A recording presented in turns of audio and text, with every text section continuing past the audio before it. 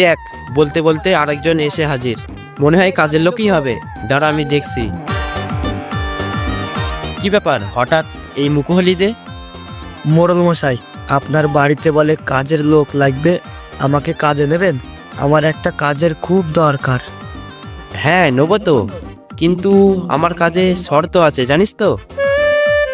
কি শর্ত মোড়ল মশাই?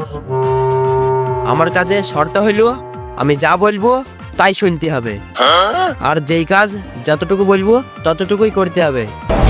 1 ইঞ্চিও বেশি না, 1 ইঞ্চিও কম না। আর না পারলে শর্ত অনুযায়ী নাক কান কেটে দেওয়া হবে এবং বেতন দেওয়া হবে না। no, no, no, no. তুই কি রাজি? ঠিক আছে মোড়ল মশাই, আপনি যা বলবেন তাই হবে, কোনো ভুল হবে না, শুধু মেকআপে মেকআপ হবে।